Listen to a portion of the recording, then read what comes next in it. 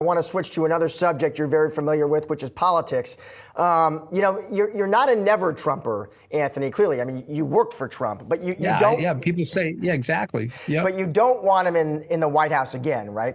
So I'm interested, though, Anthony. Are you therefore suggesting that you think Biden, if he was back for a second term, that would be a positive for Bitcoin?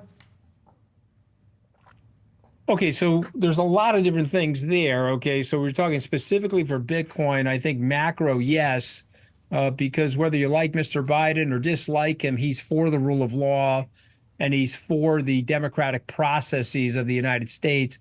Last time I checked, he didn't try to insurrect the American government after losing an election, and he wasn't caught on tape trying to do that.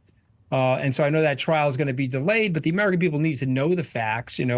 Mark Meadows, the former White House chief of staff and a conservative member of the House Freedom Caucus, is the chief witness against former President Trump. So to me, I tell Bitcoiners, you are at risk if you get somebody that wants to destroy the institutions of the democracy, the separation of powers in the Constitution. The country has been made great. It is great. It doesn't need to be made great again. It is great, and it's primarily great because of the traditions in the country, the democracy, the flat, decentralized system of government at the top. You get Mr. Trump in there, he's made it very, very clear that he wants to persecute journalists that don't like him. He wants to pull FCC licenses of people that are critical. He said he's ready to empower the Department of Justice and go after his political adversaries. He's made all of this very clear. And he's also on tape saying, hey, I'd like to stay in power. Let's see if we can flip this somehow. And of course, they've got his attorneys on tape conspiring to create fraudulent electors in the Electoral College. So I know he's on a good run right now. I understand politics reasonably well. Michael Dukakis was 10 points ahead of George Herbert Walker Bush at this time in 1988.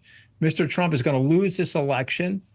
Joe Biden will get reelected, and that will be generally good for the markets, which are at an all-time high, I might point out, during the Biden administration.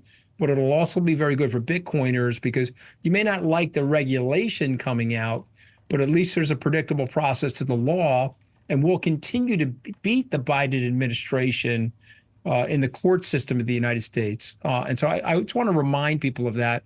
Moreover, I think the Democrats are finally getting the message. Even Elizabeth Warren herself is starting to get uptight about the 73 million Bitcoin or crypto wallets that are in America right now.